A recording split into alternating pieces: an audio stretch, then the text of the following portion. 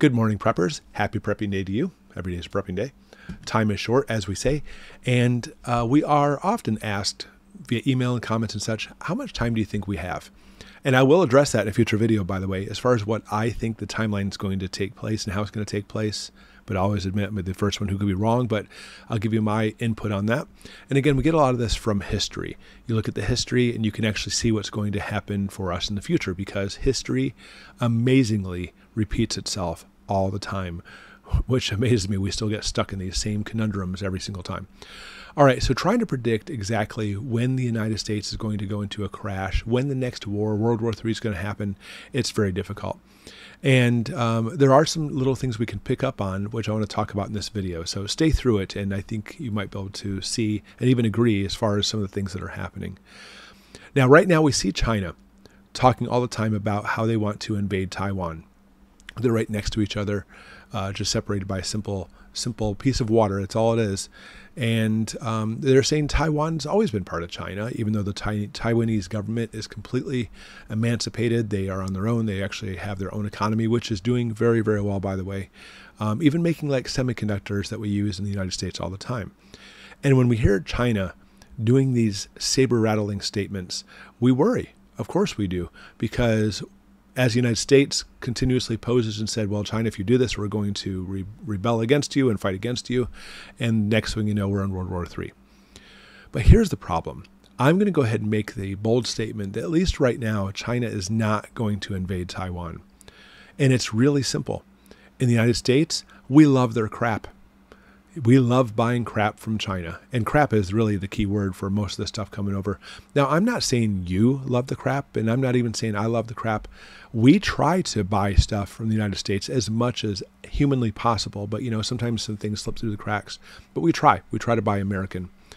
But when it comes to United States, the majority of the people are like, it's fine. You know, and a lot of presidents at first were saying, you know, we should not buy anything from China because of human rights problems. You know, because of slave labor, practically speaking, kill anybody who goes against them. But it was, I think it was Bill Clinton, if I recall, who said, oh, no, never mind. We'll just start buying stuff from them again. And many presidents from then on have basically said, it's fine, let's go ahead and buy their stuff. And of course, what happened with them is their economy boomed. We saw the exact same thing happening, practically speaking, post-World War II with the United States, with the victory in Europe, and then, of course, victory in Japan. And the United States just took off, economically speaking, where America, if something was stamped Made in USA, it really meant something. And even today, if it says Made in USA, it still means something. But unfortunately, you don't see that stamp or sticker very often anymore, as things are outsourced or simply just bought straight out from China. As often what China does, steals our technology and how we actually develop it, make it themselves, and do it through incredibly low wages for their people, and then sell it back to the United States, even though a lot of times we're the ones that invented it. Japan too. All right, so how much do we buy? In the United States, we actually purchase approximately, well, over $500 billion in goods from China every year, and we actually account for over 17% of their economy from exports. And you may not say 17% is a lot, but that is by far the highest. Outside of China, Japan's number 2, and they only account for 5%. Then it's spread out all over other places, including Europe. Many European countries do this as well. And even more so, I just want to announce and let you understand, if you don't know it, the Japanese economy is highly tied to the economy of the United States, buying each other's bonds and stuff. So what happens with one probably happens to the other one. That's something to keep in mind. Okay, so here's the problem. Here's the situation as I see it. I've said it many, many times, and I firmly believe we are heading for another Great Depression. We cannot sustain our economy. This has been historically proven over and over again. We borrow tons of money. We print money out of nowhere. We don't print it, by the way. You need to understand that. People say all the time, the United States doesn't print anything. The Federal Reserve prints it and then sells it to us through interest. They don't give it to us. They sell it to us through interest, and therefore we try to bring our economy up so we can eventually pay them back. We're not even trying to pay them back. So as we gobble up so much money, and the Federal Reserve continues to print more and more and more, it is sending us into inflation. Of course, they increase the interest rates, which only simply stagnates and stifles our economy. So what happens in the United States? What do? Metaphorically speaking, what does the country do? Chinese crap is cheap. So let's just buy even more Chinese crap because of this. And guess what? All our money's going out because we're not buying this stuff in the United States because it's too expensive. Yeah, but you're paying American workers. But people don't care about that. They want the bottom line. Okay, so as this continues, we're heading toward a depression. Inflation's out of control. We're in a recession. Yeah, the list goes on and on. The harvest, bad this fall. Somebody said, you know what, the harvest being bad this fall is nothing compared to what they're scared of this winter or next spring. I'm with you. There's definitely some really troublesome times coming. The stock market continues to go down. And like I said, you're not going to see just like a huge crash. It'll go down like it did a few days ago, then come back up a little bit, then go back down again. And I think they're trying to control it so it won't be like a huge frightening crash that happened in 1929, but instead it's going to be nice and slow, just kind of like the frog in the water. You can go ahead and boil all you want to, as long as you don't throw it in the hot water where it hops back out again. Personally, I think we're going to see a complete collapse by December or January. Again, just historically speaking, understand the trends, and if you actually watch it, it matches very well with the same type of predicament that happened, at least for the housing crash, but we're heading toward the same type of information or same type of scenario as the Great Depression. Okay, now, just like the Depression happened back in the 20s and throughout the 30s, it was not just the United States. It was a worldwide depression because they're all linked together.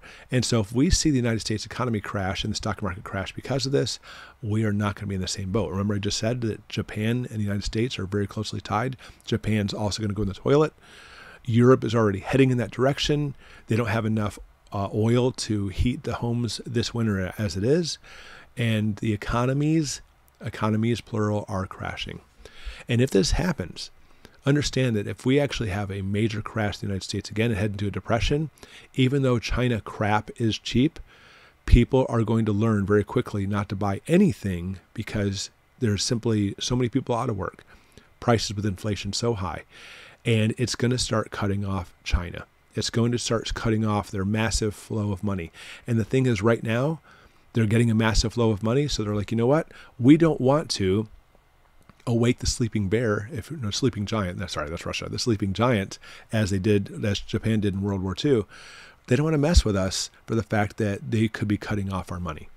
That's exactly why they haven't invaded Taiwan. But if our money starts disappearing, bye-bye money, our economy crashes, there's no longer an incentive for them to not tackle and invade Taiwan. That's what's going to happen. Picture it this way. It's kind of like a bully. You and your buddy, Taiwan, walk down the street and the bully comes over and says, hey, I'm going to kick your butt unless you give me your lunch money. So you give him the lunch money, metaphorically speaking. This has been happening throughout history. And he lets you go. But eventually the day's going to come. I don't have enough lunch money for you. You and Taiwan all bets are off the table at this point. So that's something we definitely have to look at, because right now our friend is Taiwan. They do a lot of things for us as far as economically speaking, as far as production for us. I would rather buy from Taiwan any day over China. Many other Asian countries too, like South Korea and stuff as well. But the thing is, when we actually talk about these situations set up where we can buy each other's goods and stuff and help each other out, like through Japan as well, China has its buddies too through BRICS.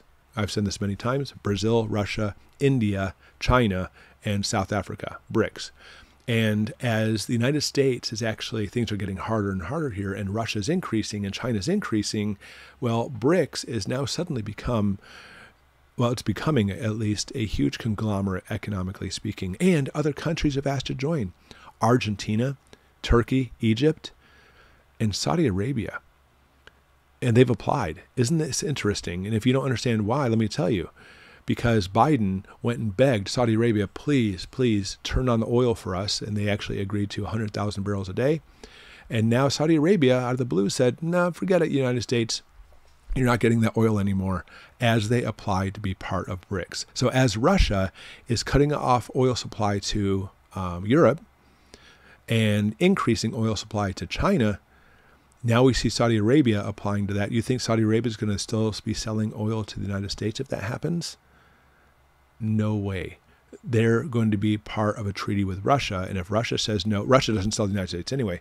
But if Russia's cutting off to Europe, guaranteed if Russia was selling the United States, he would have cut that off. And that's exactly what's going to happen with Saudi Arabia if this application is approved. It is going to cripple us, cripple our economy, as now those 5 countries and the other ones joining in are going to amazingly do very well and prosper, and down we go, including Taiwan to be invaded. I'm seeing all this playing out. There's a lot of experts who say that it's probably going to play out in the next 5 years. That's what they're saying, 5 years. I'm not so sure it's going to be that long. And again, I'll talk about more as far as the timeline of what I think is going to happen. I'm hoping to have that video out later this week, but if not, next week. But Russia is turning off Europe. We're going to possibly see Saudi Arabia turning off the United States.